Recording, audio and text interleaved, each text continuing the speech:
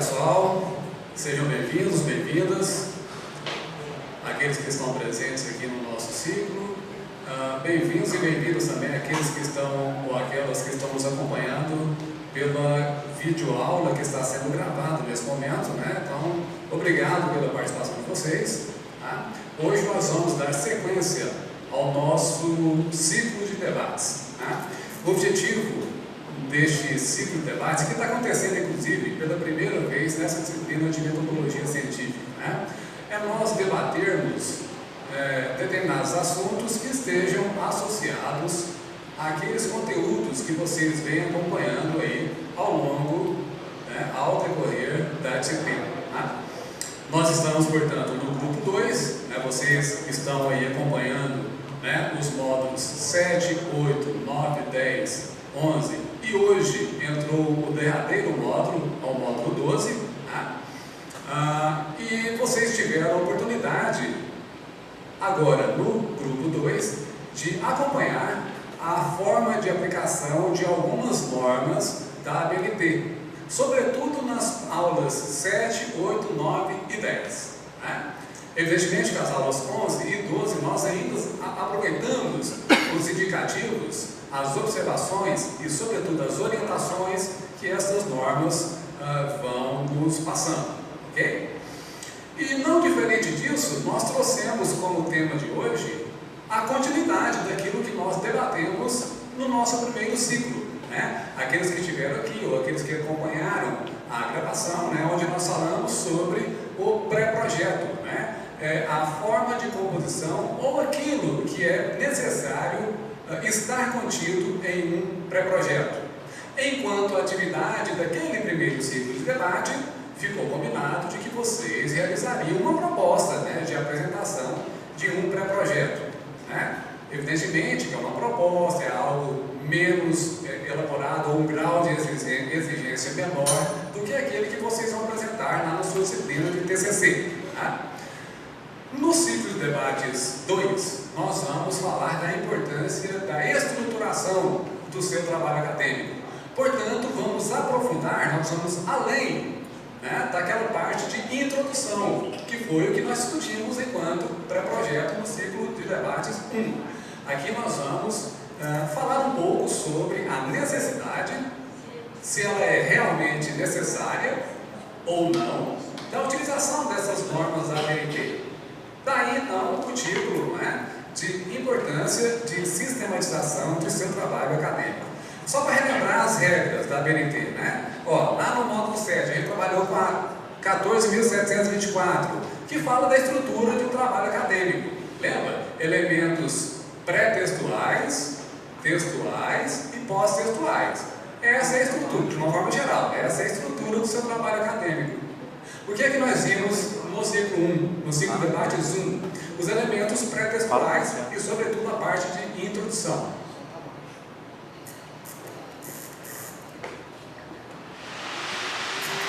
Ok, melhorou agora? Vocês estavam me escutando? Sim, Ok. Portanto, nós vimos lá no ciclo de debate 1, a parte de introdução, ou os elementos pré-textuais do seu trabalho acadêmico. Hoje, de forma particular, nós vamos visualizar e debater aqui os elementos textuais e pós-textuais, que seguem, evidentemente, as regras da norma da ABNT 14.724. Posteriormente, isso foi na aula 7. Posteriormente, nas aulas 8 e 9, vocês trabalharam com as referências de obras consultadas. É a norma 6.023. Então, a ABNT, ela traz todos os parâmetros que vocês devem utilizar como regra para fazer as referências bibliográficas. O que é a mesma referência? É a divulgação das obras que vocês utilizaram no seu trabalho. Isso é a última parte de um trabalho de monografia, por exemplo, ou de um trabalho de artigo científico. Na realidade, é a última parte de qualquer tipo de trabalho que você desenvolve academicamente. É onde você vai indicar quais foram os livros, os nomes completos, as editoras, a editora, aliás, né? O local de publicação daquele livro, o ano daquela obra, né? Aí isso nós chamamos de referências bibliográficas. Por fim, vocês viram aí, né, na aula número 10, a aula 8 e 9, vocês trabalharam a forma de fazer as referências. É muito extenso, existem vários tipos de obras e vários tipos de referências. Sobretudo hoje, quando utilizamos, né, as redes de internet. Muitas vezes, grande parte das publicações que nós temos acesso, elas estão disponíveis apenas em forma online. Até isso a ABNT já vem parametrizando, né? Então é a regra ABNT 6023. Por fim, vocês viram como fazer as citações. Citações, apenas relembrando lá na aula 10, é o modelo, é o formato com que você apresenta as ideias que foram expressas nessas obras, por estes autores. Então nós temos, né, um rol, uma lista, né, de forma de fazer as citações de referências. Essa norma é a 10.520. Né? Em complemento a este conteúdo, eu sempre colocava para vocês, sempre coloquei e está disponível para vocês, abaixo do conteúdo da aula, né, uns links onde você tinha acesso à visualização através de navegação da internet àquelas regras. Vocês, não sei se vocês estranharam, né, mas essas regras, em relação ao tempo de hoje, elas são antigas. 2002, 2007, né? O que ocorre? É que não houve, pelo menos o meio acadêmico parece entender que não há a necessidade de fazer alterações nessas regras, né? Até porque elas servem como elemento de apoio, né, às normas. Então, a forma de fazer citações, vamos por ordem, né? Estruturar os trabalhos acadêmicos, fazer referência bibliográfica, fazer citações, elas não alteraram, né? Mesmo nós aumentando o número de acessos a obras que estão disponíveis apenas em formato online, ou seja, apenas obras que não são mais impressas, físicas, mesmo assim, né, as entidades e o meio acadêmico científico ainda não sentiam necessidade de se fazer alterações, modificações ou algo nesse sentido que viesse a trazer um novo modelo, uma nova regra. Imaginem vocês, eu imagino que vocês estão praticando isso, né, na sua casa, né, no seu dia a dia acadêmico, né, como fazer uma referência. É legal fazer isso ao caminhar das disciplinas, ao caminhar dos trabalhos que lhes são exigidos pelos seus professores, porque vocês vão treinando. Então, nós partimos do princípio também que os professores, ao solicitarem os seus trabalhos, eles exijam que estes trabalhos sejam redigidos em acordo com as normas, com as regras da ABNT. Lembrando também, aí você vai falar assim, professor Luciano, lá na sala de aula, o meu professor diz que nós temos um manual de trabalho acadêmico exclusivo da instituição. Sim, nós temos, tá? Está no nosso site principal, né, o anhanguera.edu.br, quando você vai lá no SEAC, né, que é o Centro de Atividades Complementares e de Estágio. Então lá está disponível para download o documento, né, que nós chamamos de Manual de Orientação para os Trabalhos Acadêmicos. Aqui nós temos alunos do direito que estão nos primeiros períodos, no meio do curso, e provavelmente temos alunos que estão já na parte final. Aqueles alunos que já estão na parte final já estão lá lidando, né, com TCC1, TCC2, e muito certamente os seus orientadores ou a coordenação do seu curso, né, já orientou vocês a buscarem, né, e seguirem todas as regras em acordo com o manual do Anhanguera. Só um detalhe, este manual do Anhanguera, bem como qualquer manual de qualquer instituição de ensino superior, ou então qualquer norma ou regra que é exigido em qualquer congresso científico onde vocês irão publicar os seus trabalhos acadêmicos, eles possuem regras particulares, mas que se baseiam justamente nas normatizações da ABNT. O que vai diferenciar é a forma de execução ou o modelo de trabalho a ser apresentado. Isso sim, isso pode ser modificado. Por exemplo, em um congresso científico, você pode publicar, por exemplo, um artigo científico. Então, nos anais de um congresso científico, né? Você elabora o artigo científico, tem que elaborar esse artigo científico em função das regras que aquela entidade está exigindo, aquela entidade que está oferecendo o congresso está exigindo. Caso contrário, o seu trabalho não é aceito, né?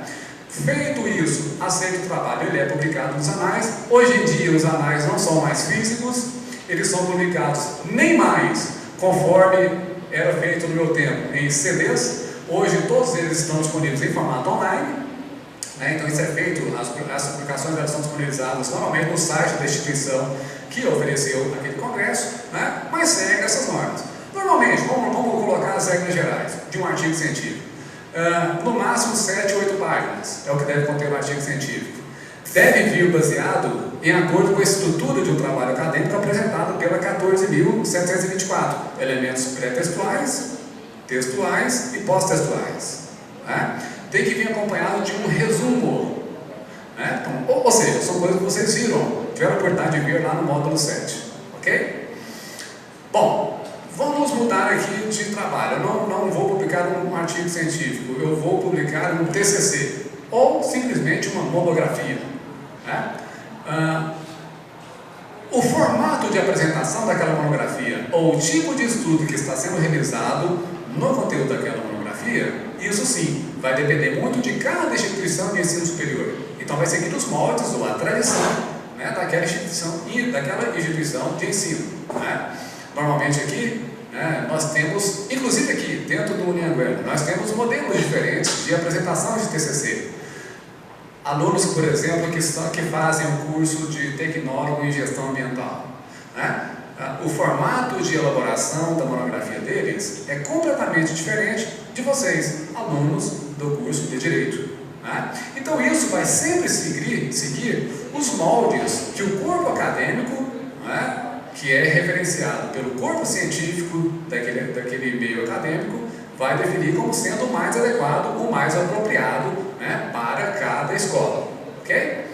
Aqui no Direito nós trabalhamos com a apresentação de uma monografia, não é isso? Monografia de conclusão de curso, e é apresentado perante uma banca examinadora, né? Então a banca irá examinar, evidentemente você vai apresentar aquele trabalho. Imagine vocês ficam aí um semestre, 2 semestres, muitas vezes até mais do que isso, elaborando o seu TCC, a sua monografia. Aí chega lá na hora de apresentar, eles te dão 10, no máximo 15 minutos. É uma judiação, né? Imagina, na minha época de mestrado, nós tínhamos 3 anos para poder concluí-lo, né? 3 anos para concluí-lo. E uma banca examinadora de, no mínimo, 4 doutores, sendo um deles uma pessoa que fosse de fora da instituição de ensino, né? E nós tínhamos, no máximo, 20 minutos para poder defender aquela dissertação. É uma coisa bastante dura, árdua. Daí a importância de nós trabalharmos com a sistematização dos trabalhos acadêmicos.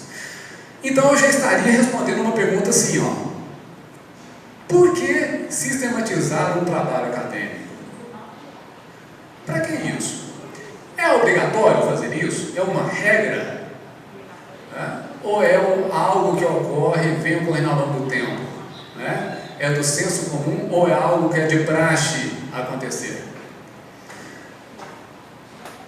Conforme eu expliquei aqui, cada instituição de ensino superior ou cada entidade, por exemplo, que oferece a congresso em que você possa publicar um artigo científico, que você possa publicar um seminário, né, um painel, nós temos formas diferentes de organizar esse trabalho. Por que organizá-los em acordo com as regras, com as normas da ABNT? Para que haja uma padronização. Aí sim, essa padronização, né, aquelas pessoas que foram desenvolvendo o conhecimento científico e elaborando as formas de apresentação dos trabalhos científicos, entenderam que se há uma padronização da forma de apresentação do trabalho, é mais fácil, mais interessante e objetivamente ele consegue observar aquilo que foi apresentado no seu trabalho. Eu imagino que quando um professor solicita um trabalho acadêmico para uma turma de 60 alunos, ele vai impor regras. A primeira regra é a data de entrega do trabalho. Normalmente é assim. A nossa aula é quarta-feira, então encontramos hoje. Nós vamos encontrar somente na próxima quarta-feira. Então você terá um tempo hábil para poder desenvolver um trabalho, um tema que eu solicitar, né, que eu quero que você entregue na próxima quarta. Né? Ou então não, um tema um pouco mais complexo exige a observação, a leitura, né, a interpretação de várias obras de vários autores. Então nós precisamos de um tempo maior para essa leitura. E, por fim, a organização dos conhecimentos obtidos durante a leitura. Então vamos combinar aí uma data de 2 semanas. Então a primeira regra é essa, a gente estabelece uma data. Não diferente disso é o seu TCC, não diferente disso é a publicação de um artigo científico. Tudo estabelece um critério, a princípio é a data de publicação, a data limite de entrega do seu material. Por outro lado, imagina o seu trabalho do Luciano, não é? Sobre o tema lá, sobre adoção infanto-juvenil. Então vou fazer uma resenha crítica sobre a adoção, né, de pessoas na idade infanto-juvenil. Bom, eu vou atrás das referências bibliográficas, das obras, vou ver não, né? Eu vou ler o que os autores falam sobre aquilo e vou estabelecer, né, uma avaliação crítica daquilo que eu entendi e da interpretação do que os autores, vamos supor que exista 3, 4 ou 5 autores que falam sobre aquele tema, mas de forma diferente, e vou sintetizar aquilo, né? Então eu estou demonstrando o conhecimento que eu tive a partir da leitura, né? Ok, então o Luciano fez esse trabalho, ele formatou o trabalho dele. Todos sabem, quando eu falo o que é formatar um trabalho, todo mundo tem ideia do que seja? É a organização do trabalho. Hoje nós temos computador, né? Então a forma de formatar isso, de organizar tamanho de letra, de fonte da letra, né? A disposição dos parágrafos, se é um parágrafo justificar, se é um parágrafo todo alinhado à esquerda, se é um parágrafo tem que estar centralizado ou alinhado à direita, o entrelinhamento de linhas, 1,5 ou 2, o tamanho da fonte, isso é a formatação que a gente faz via computador. Para isso nós temos os editores de texto, não é isso? Né? Aqui na faculdade, por exemplo, aqui na nossa instituição, nós trabalhamos com aquele BR Office, que é gratuito, né? Então para quem trabalha com digitação, é o Writer, né? Se você vai lá no laboratório e vai fazer um trabalho no laboratório, você vai ter que usar ele. Aí nós temos aí as plataformas, tem aí a Mac, né? Nós temos a Windows, né? Normalmente eu utilizo, por exemplo, o Windows, então vou utilizar isso como exemplo. Então lá no Windows eu tenho um pacote de aplicativos que é chamado de Office. Acho que grande parte de vocês conhece. Dentro desse pacote Office nós temos um editor de texto que é chamado de Word, né? Ah, professor, eu posso fazer o trabalho no Word? Não acontece na sala de aula? Professor, tem que ser digitado? Tem que ser manuscrito? Se for digitado, pode ser lá no meu aplicativo? Enfim, como nós temos a facilidade do aplicativo, muitas vezes a gente consegue formatar isso, né, de uma vez só. Tamanho de fonte, tamanho de letra, espaçamento entre linhas, né, formatação de parágrafo, né, as margens, né, eu tenho que ter uma padronização das margens de acordo com a norma, né, então você vai fazendo isso, né, para que exista uma padronização. Aí o Luciano fez assim. Aí o irmão do Luciano, o Joaquim, que também faz a mesma disciplina, está na mesma turma, ele foi e colocou o trabalho. Bom, você usou o padrão aqui, né, da 14.724. Tamanho 12, né, entrelinhamento de 1,5, ok? Né, margem da esquerda 3 centímetros, margem da esquerda 1,5 centímetros, né, enfim, aquilo que a norma diz pra gente. Aí o Joaquim, que é o irmão do Luciano, não, eu vou fazer o seguinte, eu estou com um pouquinho de preguiça, eu não vou ler tanto que o Luciano leu, não, eu vou ler menos, né, mas aí eu quero impressionar o professor. Então eu vou colocar a minha fonte tamanho 18, né? Entrelinhamento 2, aí eles pegam um parágrafo e dão uma lauda inteira, né?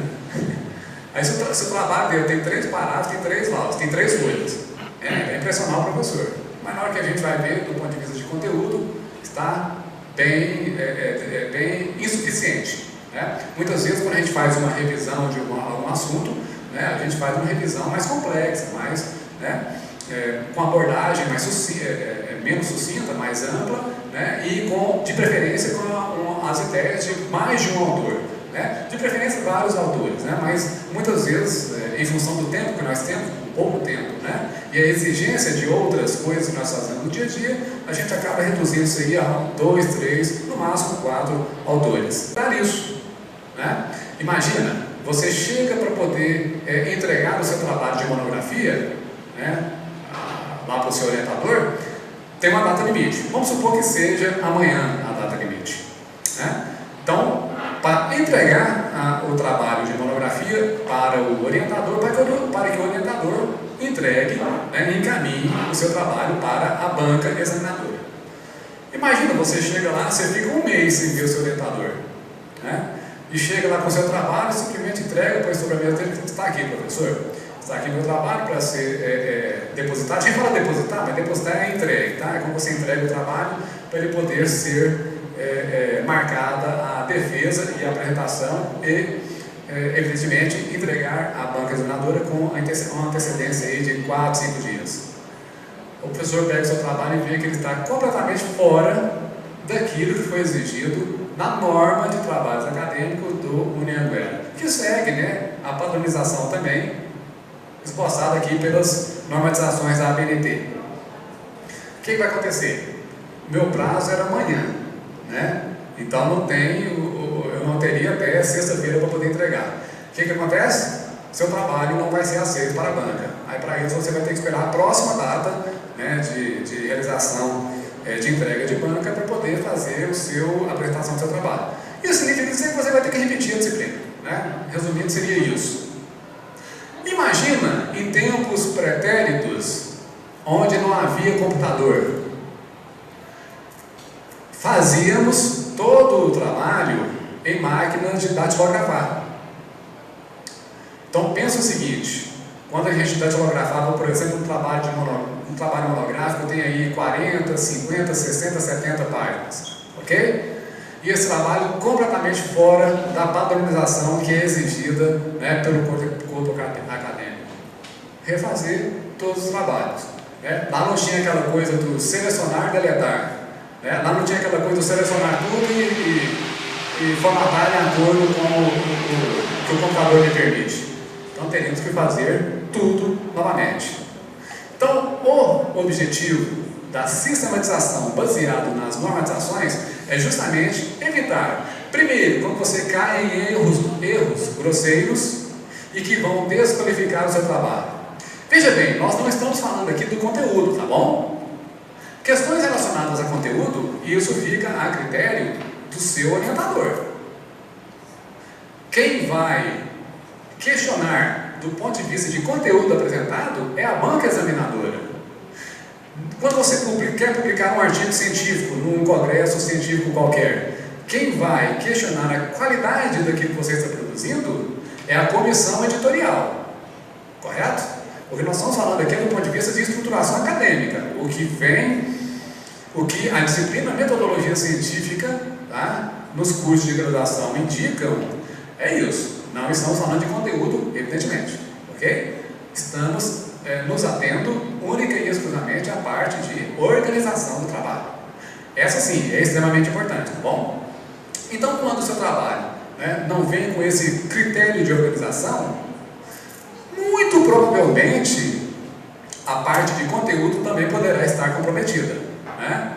Porque uma grande preocupação de um cientista que está produzindo um material, aí eu considero vocês também como cientistas, porque vocês estão no meio acadêmico científico, né? Apesar de não terem ainda concluído o seu curso, mas vocês fazem parte desse meio acadêmico. Então, tudo aquilo que você escreve, tudo aquilo que você produz é conhecimento científico. É um conhecimento, evidentemente, que está sendo orientado por um professor, ou por um orientador, ou por um grupo de pessoas vinculado à sua faculdade, ao seu curso, né? a sua academia. Então tudo aquilo que você produz é assim conhecimento científico. E esse conhecimento ele tem que ser organizado. Caso contrário, nós não conseguimos atingir os nossos objetivos, que seria, né, escrever e apresentar os seus trabalhos de conclusão do curso. Caso vocês não se lembrem, eu coloquei aqui só para vocês relembrarem, só um detalhe, para vocês que estão aqui, para aqueles que estão nos assistindo através de vídeo, esses slides estarão disponíveis para vocês, tá bom? Hoje, às 21h45, eu vou disponibilizar a atividade relativa a este ciclo, tá bom? Lá na nossa página da comunidade, se atentem a isso, ok?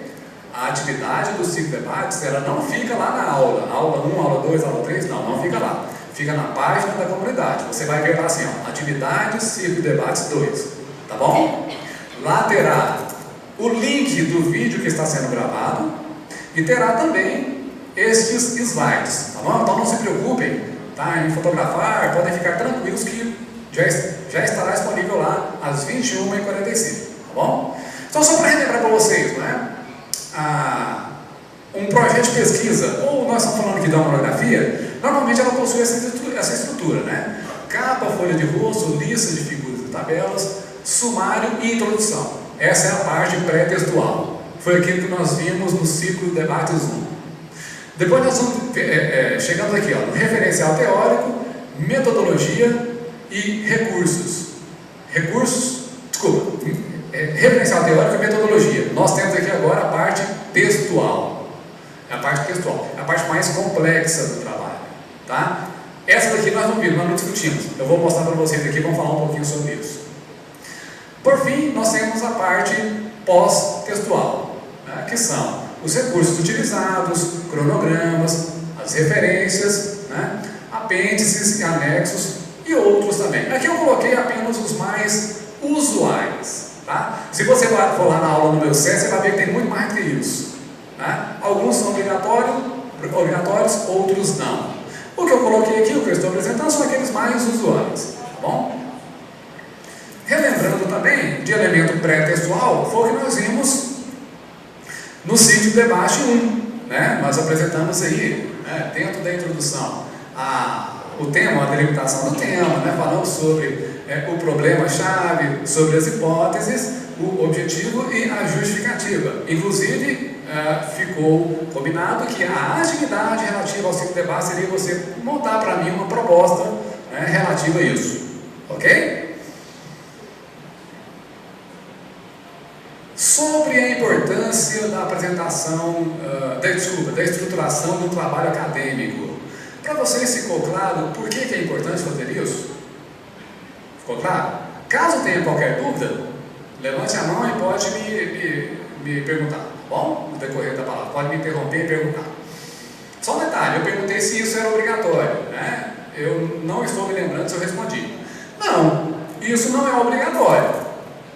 Porém, no meio acadêmico científico, muito provavelmente o seu trabalho não será aceito se ele não seguir essa padronização. Essa é a realidade. Exceto que alguém seja um gênio que desenvolveu um trabalho de extrema importância, né?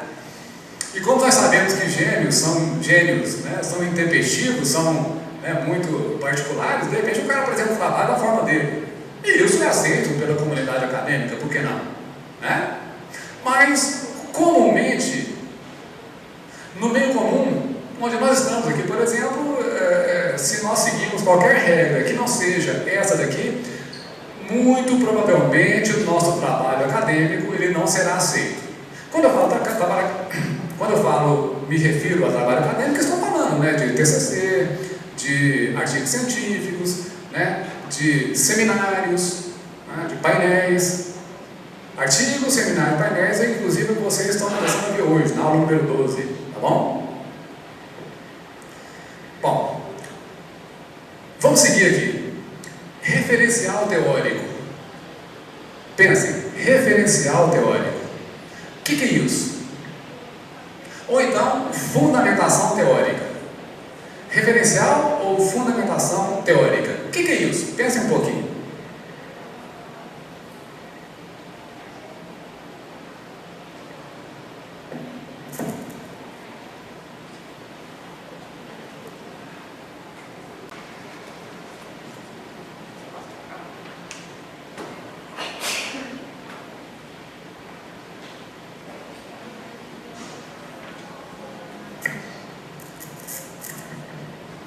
Vamos lá, eu quero 10 voluntários ou voluntárias para me responder sobre referencial teórico.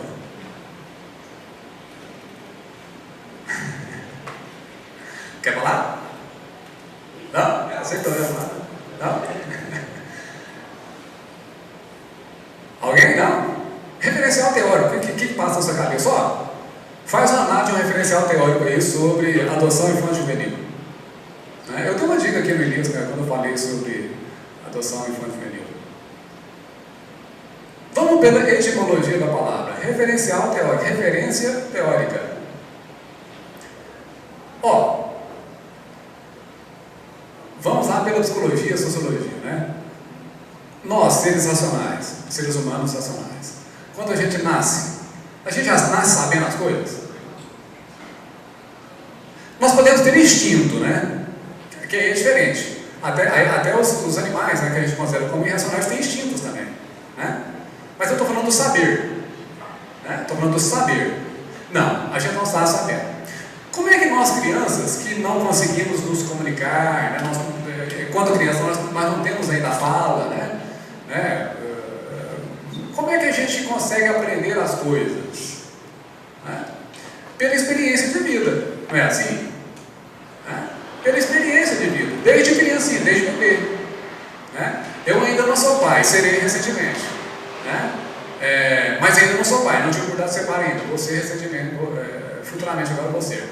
Né? Mas eu acredito que eu vou ter essa experiência, né, de acompanhar a aquisição de conhecimento por parte de um bebê, de uma criança. Acredito que alguém aqui já deve ser pai, ou deve ter acompanhado de perto alguma criança e ter sentido isso, né?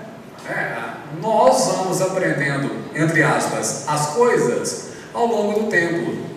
Esse ao longo do tempo nós chamamos de experiências, né? Coisas vividas. Portanto, nós vamos adquirindo conhecimento. Adquirindo conhecimento, nós vamos criando a nossa personalidade, e daí vai. Então tem vários fatores que podem afetar evidentemente essa personalidade do indivíduo, né? Mas a forma de recepção do conhecimento adquirido, auxilia nisso daí. Agora vamos mudar. E o conhecimento científico? Aí eu faço uma pergunta também. Você adquire conhecimento científico em uma disciplina?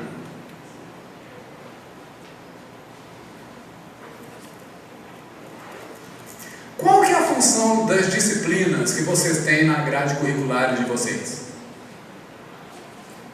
É apresentar uma forma de obter um conhecimento científico ou colocar na sua cabeça uma verdade científica? Não entendi, alguém falou, mas não entendi. Então, o que você aprende no meio acadêmico? Uma verdade científica imposta a você? Ou seus professores te dão os caminhos, mecanismos para você obter o conhecimento científico? O que vocês pensam?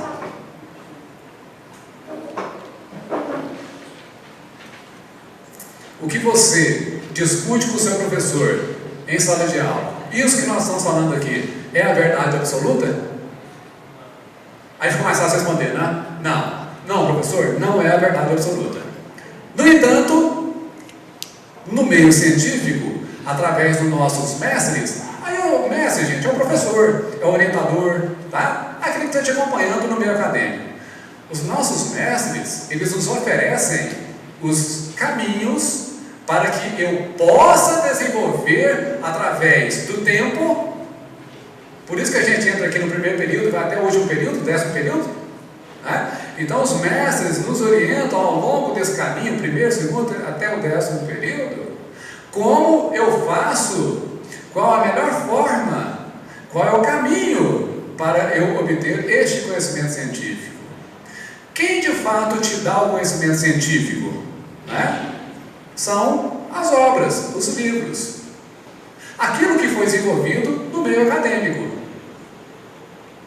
Existiria alguma outra forma de você, por exemplo, conhecer a legislação brasileira de outra forma que não fosse pelos livros? Aí quando eu falo livro, gente, não precisa ser um livro físico não, tá bom? Qualquer livro, a gente lê muito aí pelo tablet, a gente lê muito pelo smartphone, não é? A gente usa muito o computador para poder ler, é isso, quando a gente viaja e tal. A gente tem uma vida muito corrida, né? Muitas vezes não temos tempo para poder ficar uma hora na biblioteca e tal. Essa uma hora a gente está fazendo outras coisas, deslocando até a faculdade, e aí você pega para poder estudar, né? Correto? Então vale também, tá? Quando eu falo em obra aqui, eu não estou me atendo única e exclusivamente a uma obra literária física, não. Bom? Mas, gente, eu pelo menos não conheço outra forma de obter qualquer conhecimento científico diferente daquele onde eu observo o que os autores estão debatendo. E quando eu falo debater, é o que ele está publicando, o que ele está escrevendo, ok? Quando eu me baseio nas ideias desses autores, né, que estão debatendo o conhecimento científico, eu intuitivamente ou inconscientemente estou elaborando um referencial teórico, que nada mais é que as referências, nada mais são do que as referências científicas nas quais eu concordo, ou simplesmente acredito. As ideias no campo científico, elas podem ser debatidas? Sim, elas devem ser debatidas. Por isso daquela perguntinha descabida minha, né? Aqui a gente aprende o conhecimento, a verdade absoluta? Não. Em ciência não existe verdade absoluta. Em ciência existe, conforme vocês viram nos primeiros módulos, lá do grupo 1, né, da N1, em ciência nós debatemos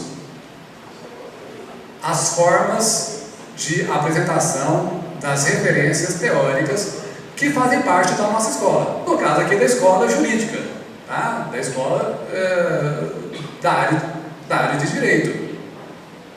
Então, fazer um referencial teórico nada mais é do que você fazer a leitura das obras dos principais autores que trazem o conhecimento sobre o tema que você está abordando. Por isso que um professor, quando te pede um trabalho científico, um trabalho, né, para você fazer da disciplina dele, sobre um assunto que ele discute na sala de aula, o que ele espera de você? Ele espera de você que você faça essa discussão de referencial teórico. Ele espera que o aluno faça a leitura de, no mínimo, que seja 2 obras de 2 autores que tratam do mesmo assunto, porém de forma diferente. Conforme eu falei para vocês, não existe a verdade absoluta. Não existe a verdade absoluta. Portanto, se eu pegar o mesmo tema que eu falei no início aqui, vamos tentar debater sobre a adoção de infantos juvenis. Existe uma regra única para isso? Não sei, eu não fiz essa revisão, mas vamos supor que exista apenas uma regra única. A forma de interpretar essa regra, ela é igual para todos os pensadores? Certamente que não. Certamente que entre cada um de vocês, ao fazer a leitura de uma jurisprudência, ao fazer a leitura de alguma lei, né, que seja bastante importante, bastante debatida, muito provavelmente cada um de vocês terão também formas diferentes de analisá-la. Não estou dizendo nem de compreendê-la, né, mas de analisá-la para poder aplicá-la. Né? Por isso, por exemplo, que nós temos os órgãos reguladores. O caso de vocês seria a OAB.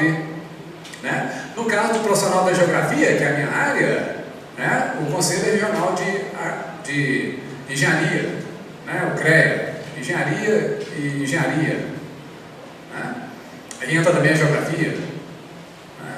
Por quê? Imagina se cada um de nós, cada indivíduo tivesse debaixo da sua asinha ali, do seu escrivaninho, os seus livros e as obras que ele acredita, e que pôs na cabeça que aquelas são as verdades absolutas.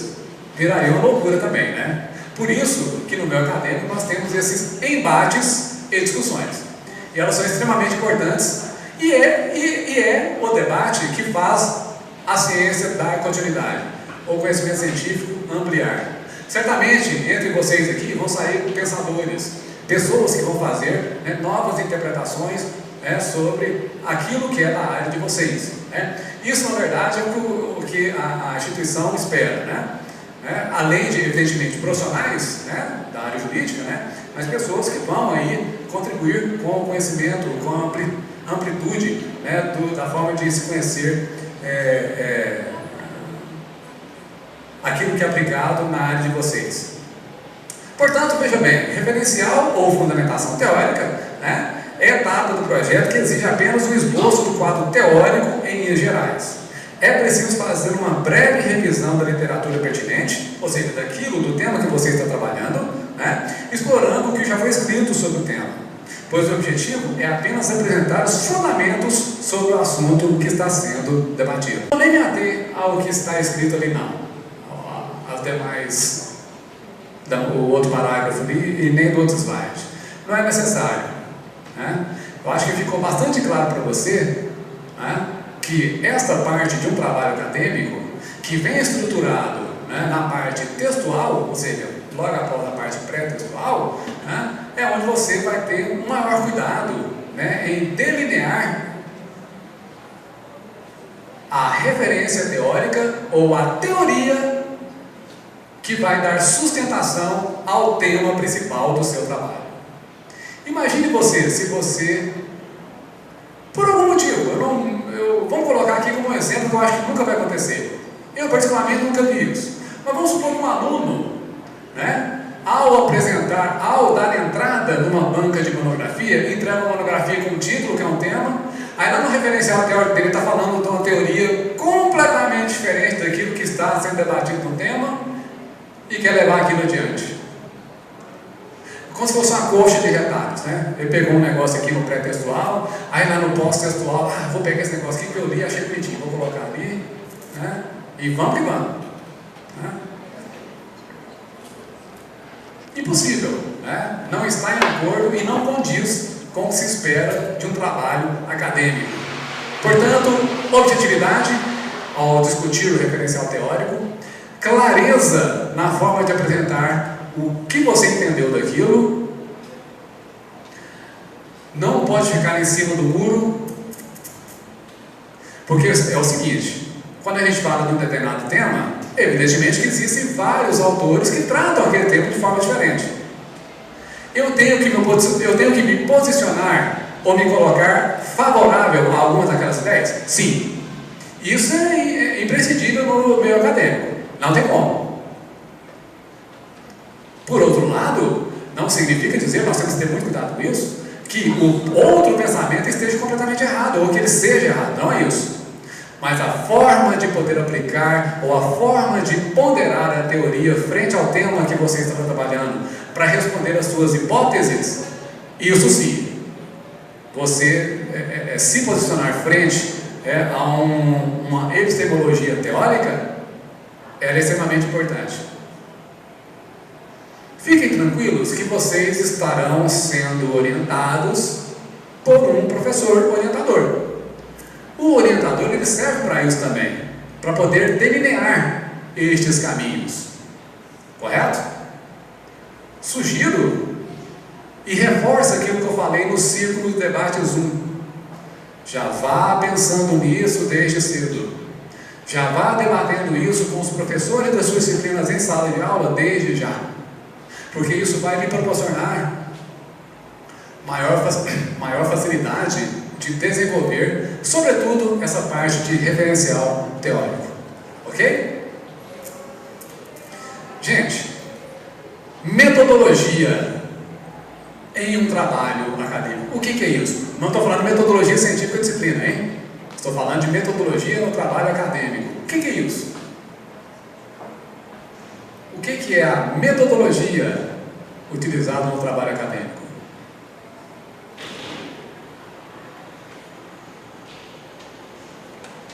Vocês viram isso lá no grupo 1, hein? Na N1.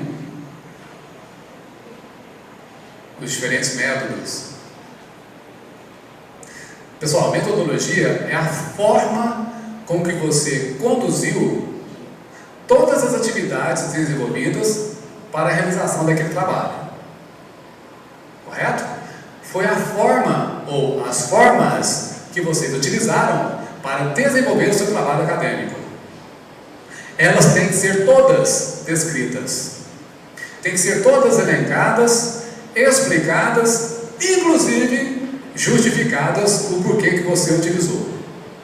Por quê? Você tem a parte pré-textual. Lá na parte pré-textual você tem lá os objetivos. Vocês viram que os objetivos eles se dividem em objetivo geral e objetivos específicos. Aí você tem um rol, uma lista de objetivos específicos. Aí chegou lá na frente, você só contemplou metade daqueles objetivos. O que a banca vai falar para você? Vai cobrar de você? É claro, além da observação de conteúdo, ele vai indicar para você: escuta, estou vendo aqui na sua metodologia que você colocou vários procedimentos que você adotou no seu trabalho, que você desenvolveu. Por exemplo, a aplicação de um questionário, né? Vamos supor que eu visitei aí 50 diferentes famílias, certo? Famílias com 4 integrantes, cada família, né? E fiz uma lista de perguntas sobre a possibilidade de adoção de infâncias juvenis, para poder fazer uma análise quantitativa, né? Trabalhar com estatística, por exemplo, né? Mas não estão vendo isso aqui lá nos seus objetivos, não faz parte do objetivo do seu trabalho. Muitas vezes nós caímos nesses erros, tem que tomar cuidado. Portanto, a parte de metodologia, conforme está descrito, né? Você deve ter exclusivamente a descrição minuciosa daquilo que você fez e está intimamente atrelado, vinculado aos seus objetivos, ok? Isso é de extrema importância e faz parte também, né, da parte textual do seu trabalho acadêmico. Por fim, nós temos as partes pós-textuais, tá? Nós temos aí as partes pós-textuais. O cronograma, tá, é a previsão de tempo gasto que você levou para executar aquele trabalho. Esse cronograma é facultativo, é obrigatório a sua apresentação lá no pré-projeto, mas aqui na monografia ele é facultativo, tá? Mas eu coloquei aqui porque em todos os trabalhos que eu me espelhei aqui de monografia, aqui da biblioteca, raríssimos trabalhos tinham a parte de cronograma. Então eu falei, não, então, poxa, eu vou colocar lá um cronograma só para eles verem, né, o que significa o cronograma, o que tá. Então, normalmente eu separo, né, as colunas 1, 2, 3, 4, 5, 6, são os meses do ano, tá? E o que eu executei ao longo desses meses, né? Então tá lá, por exemplo, né, a leitura bibliográfica, para mim fazer o referencial bibliográfico, eu comecei em janeiro, fevereiro e fui até março. Então tá lá marcado, ó, 1, 2, 3, tá? Depois a análise de dados, está lá, mês 5, 6 e 7, maio, junho e julho, né? Para ver, né? Muitas vezes o orientador ele pede que você coloque isso, até para que aqueles que forem te avaliar, a banca examinadora, ver se aquilo está em acordo com o conteúdo que foi apresentado, né? Com a qualidade do seu trabalho, para ter embasamento, inclusive, para poder debater com vocês, tá? Isso é o cronograma. Quando você usa um documento qualquer que não está no corpo do trabalho, não está lá no seu trabalho, não é uma tabela, não é uma figura, né? Vamos supor que um questionário que você usou no seu trabalho de campo. Este questionário ele entra como apêndice ou como anexo? Ou é a mesma coisa?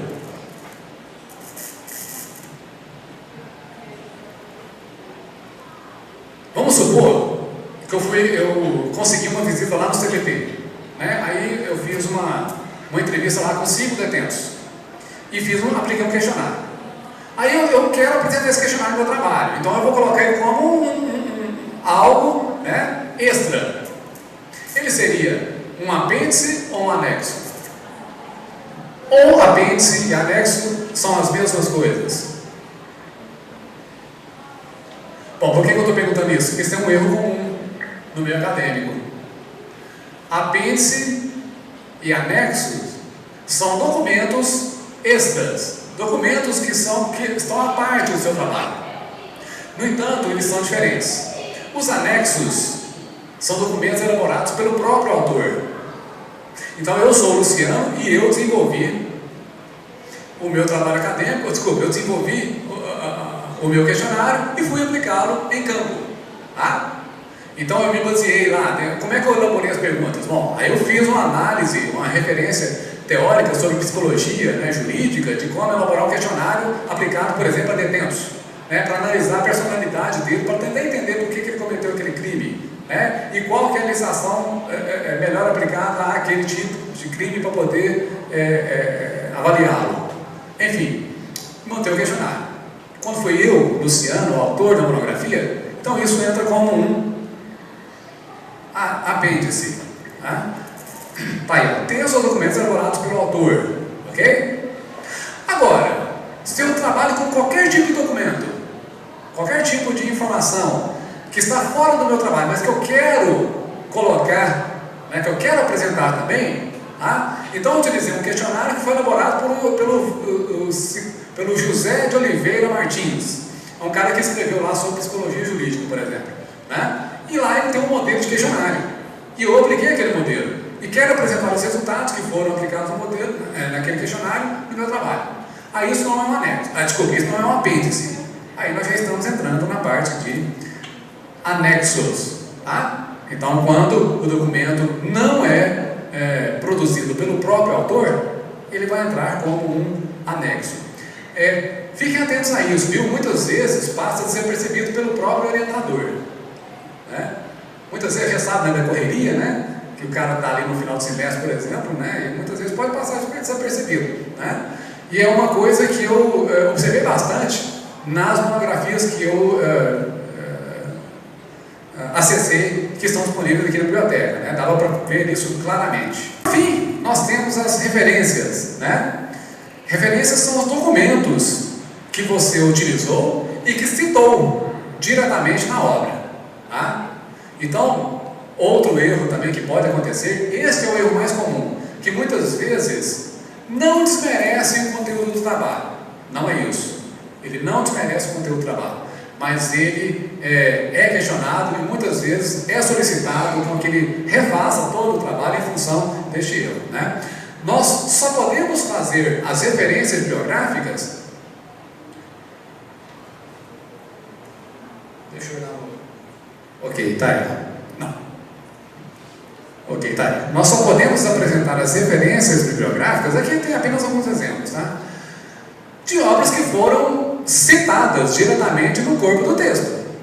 Então, se eu utilizei a obra do professor Luciano Xavier, né, ele escreveu lá sobre planejamento ambiental da nascente do Rio Araguaia. Então, esse é um trabalho que eu publiquei e que parte desse trabalho tem lá legislação ambiental aplicada ao estado de Goiás.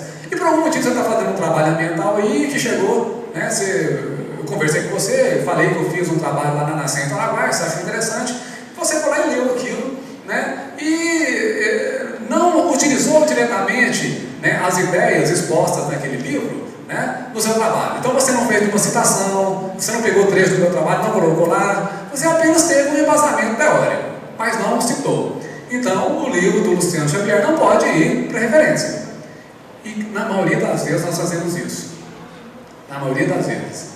Aí a gente vai lá e enche, né, as referências biográficas de livro, né? Na hora que a gente entrega isso para a banca examinadora, a banca até assusta.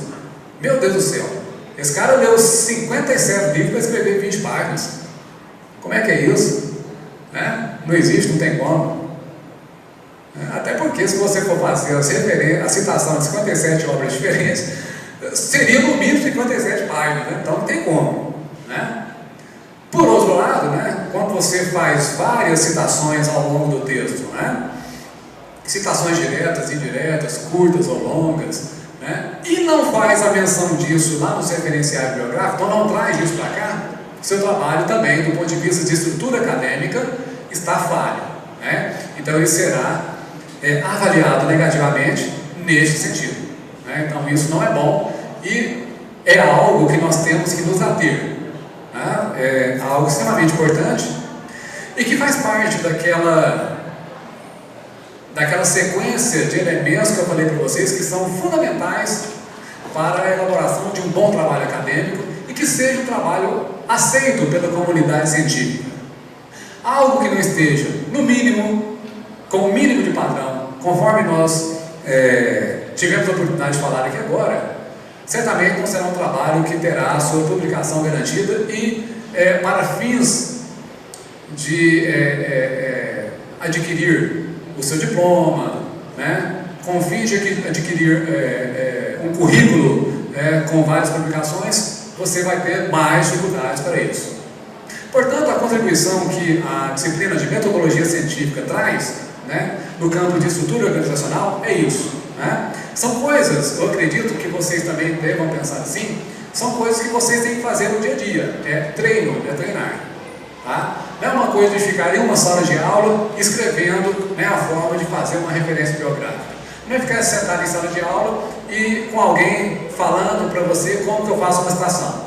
Isso é algo que você tem que fazer e aplicar no seu dia a dia. É a única forma que nós temos de poder absorver a forma correta, adequada, para poder desenvolver com fins satisfatórios um trabalho acadêmico. Ok? Alguém quer fazer alguma contribuição? Algo que eu tenha falado e não ficou bem claro?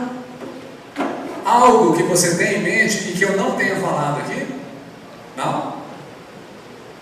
Ok? Nós estamos chegando, portanto, ao final da nossa disciplina. Tá? Hoje entrou para vocês a aula 12, ok? É a nossa última aula. Portanto, na próxima quarta-feira nós teremos a nossa avaliação N2. A avaliação N2, ela será no mesmo local onde você fez a prova N1. Professor, eu não lembro onde eu fiz a prova N1. Primeiro andar do bloco C. Primeiro andar do bloco C. No horário em que você está matriculado. Então, quem está matriculado de manhã deverá realizar a prova às 10h50, na próxima quarta-feira.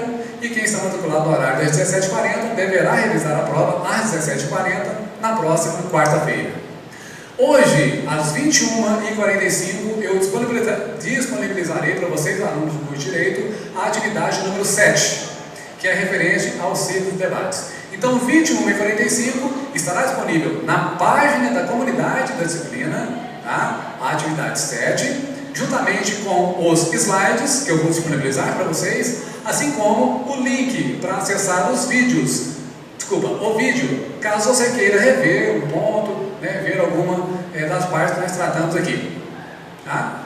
No mais, é só isso. Eu agradeço a presença de vocês que estão aqui, agradeço a presença daqueles que estão nos acompanhando no vídeo e tenham todos uma boa noite.